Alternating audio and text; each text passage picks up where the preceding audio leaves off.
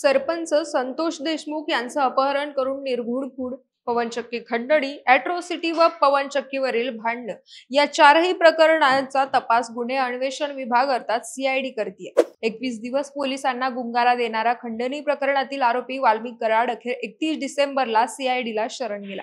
मंगळवारी रात्री उशिरा केस न्यायालयानं त्याला 14 दिवसांची पोलीस कोठडी सुनावली।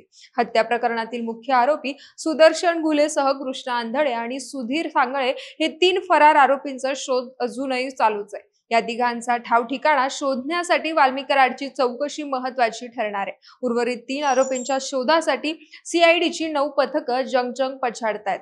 वाल्मिक कराड नंतर सीआयडीच्या टार्गेटवर आता सुदर्शन घुले आणि अन्य 2 सहकारी आले असून त्यांना देखील लवकर अटक केली जाण्याची शक्यता आहे। सरपंच संतोष देशमुख हत्या प्रकरणातील आरोपींवर पहिल्यांदाच गुन्हा नोंद झालाय का? तर उत्तर आहे नाही। त्यापैकी 5 आरोपी हे वाल्मिक कराड यांच्यापेक्षाही खतरनाक असल्याची माहिती समोर येते। त्यांच्यावर वेगवेगळ्या प्रकरणांमध्ये गुन्हे नोंद आहेत आणि ही अतिशय धक्कादायक बाब आहे। सुधीर सांगळे आणि विष्णू साठे यांच्या व्यतिरिक्त इतर 5 आरोपींची क्राईम हिस्ट्री नेमकी काय आहे, ते किती डेंजर आहेत, याचीच माहिती आपण या व्हिडिओच्या माध्यमातून घेणार आहोत। पण त्यापूर्वी तुम्ही आमच्या चॅनलला सबस्क्राईब केलं नसेल तर अगोदर सबस्क्राईब नक्की करा। सुरुवात करूया सरपंच संतोष देशमुख हत्या प्रकरणातील मुख्य आरोपी सुदर्शन घुलेपासून। हे नाव पहिल्यांदा चर्चेत आलं 6 डिसेंबर रोजी, कारण याच दिवशी मस्साजोग येथील पवनचक्की कार्यालयाच्या आवारात 2 गटात हाणामारी झाली होती। खंडणी वसूल करण्याच्या उद्देशाने गेलेल्या सुदर्शन घुलेला मारहाण केल्याचा व्हिडिओ व्हायरल केल्यानं त्या अपमानातून त्यानेच हत्येचा कट रचल्याचं बोललं जात आहे। सुदर्शन चंद्रभान घुले हा केस तालुक्यातील टाकळी या गावचा रहिवासी असून तो 26 वर्षांचा आहे। त्याच्यावर 2014 ते 2024 या 10 वर्षात 10 गुन्हे दाखल झालेले आहेत। त्यात केस पोलीस ठाण्यात एकूण 8 गुन्हे असून मारहाण, चोरी, अपहरण तर 2019 मध्ये खंडणीचा 1 गुन्हा आहे। धारूर पोलीस ठाण्यात खुनाच्या प्रयत्नाचा 1 गुन्हा तर अंबेजोगाई शहरात फूस लावून पळवण्याचा 1 गुन्हा नोंद आहे। सरपंच संतोष देशमुख हत्या प्रकरणात सध्या तो फरार असून हत्येशी संबंधित 4ही गुन्ह्यात त्याचे नाव आहे। त्यात 6 डिसेंबर रोजी मारहाणीचा गुन्हा, अॅट्रॉसिटी गुन्हा, 2 कोटी पवनचक्की खंडणी संदर्भातील गुन्हा आणि सरपंचाचं अपहरण करून निर्घुण खून केल्याच्या प्रकरणाचा गुन्हा याचा समावेश आहे। सुदर्शन घुले हा वाल्मिक कराडच्या सांगण्यावरून केस तालुक्यात काम करत होता असं बोललं जातं। वाल्मिक कराड सोबत ज्याचे अनेक फोटो आहेत, शिवाय मंत्री धनंजय मुंडे यांचा देखील तो समर्थक आहे। 11 डिसेंबर रोजी पुणे येथील रांजणगाव परिसरातून 3ऱ्या आरोपीला पोलिसांनी उचललं होतं। त्याचं नाव आहे प्रतीक भीमराव घुले। तो देखील केस तालुक्यातील टाकळी येथील रहिवासी असून 24 वर्षांचा आहे। सुदर्शन घुलेचा गावातील मित्र असून त्याच्या सोबत काम करायचा। 2017 ते 2024 अशा 8 वर्षांच्या काळात केस पोलीस ठाण्यात त्याच्यावर एकूण 5 गुन्हे दाखल झालेले आहेत। त्यात मारहाण करणं, दुखापत करणं, गर्दी, मारामारीत सहभाग आणि संतोष देशमुख यांच्या खुनात सहभागाचा गुन्हा असून तो सध्या पोलीस कोठडीत आहे। 9 डिसेंबरला मस्साजोग गावचे सरपंच यांची हत्या झाल्यानंतर दुसऱ्याच दिवशी हत्येत सहभागी असलेले आरोपी जयराम चाटे आणि महेश केदार या दोघांना केस तालुक्यातील तांबवा परिसरात पोलिसांनी अटक केली होती।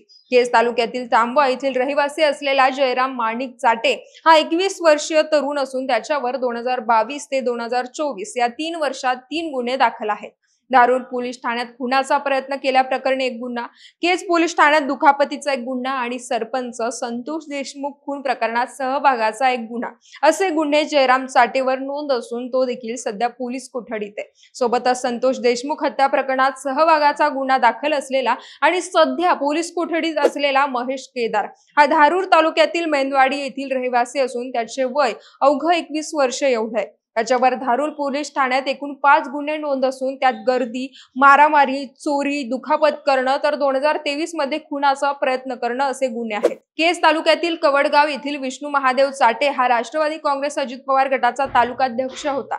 हत्या प्रकरणात आरोपी असल्यानं त्याची नंतर पक्षाने हकालपट्टी केली। तो वाल्मिक कराडचा मावस भाऊ असून तालुक्यातील पक्षाची सर्व कामं तोच करत होता। सरपंच संतोष देशमुख यांचे बंधू धनंजय देशमुख यांच्या हत्येच्या दिवशीच विष्णू चाटेला 26 कॉल केले होते। सरपंचाचं अपहरण झाल्यानंतर केज पोलीस स्टेशनचे पोलीस अधिकारी देखील चाटेच्या संपर्कात असल्याचं बोललं जात आहे। तो प्रत्यक्षात हत्येमध्ये सहभागी नसला तरी त्याच्यावर हत्येचा कट रचल्याचा आरोप आहे। सोबतच 2 कोटी पवनचक्की खंडणी प्रकरणात देखील त्याच्यावर गुन्हा आहे, पण यापूर्वी 10 वर्षात त्याच्यावर कुठलाही गुन्ह्याची नोंद नव्हती. पहिल्यांदाच 2 गुन्ह्यात त्याचा सहभाग आलाय. 9 डिसेंबर पासून फरार झाल्यानंतर अखेर पोलिसांनी त्याला 18 डिसेंबरला त्याला अटक केली. तो देखील सध्या पोलीस कोठडीत आहे. हत्या प्रकरणातील मुख्य सूत्रधार सुदर्शन घुले सोबत फरार असणारे कृष्णा आंधळे आणि सुधीर सांगळे यांच्यापैकी सुधीर सांगळे याच्यावर पहिल्यांदाच 2 गुन्हे नोंद झाले असून आवादा कंपनीकडे 2 कोटी रुपये खंडणी प्रकरण आणि सरपंच हत्या प्रकरणात तो आरोपी आहे.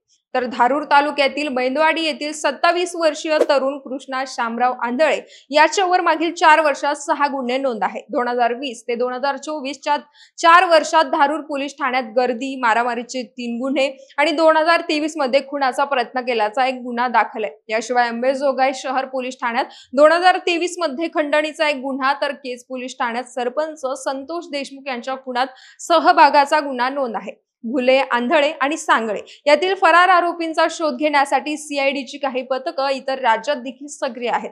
सरपंच संतोष देशमुख हत्या प्रकरणातील या आरोपींवर यापूर्वी एवढे गुन्हे नोंद असूनही ते मोकाट कसे फिरत होते हा खरा प्रश्न आहे. यांना कुणाचा राजकीय आशीर्वाद होता? अशा सराईत गुन्हेगारांमुळे बीडचा बिहार होतोय का? यावर तुमची प्रतिक्रिया आम्हाला कमेंटच्या माध्यमातून नक्की कळवा.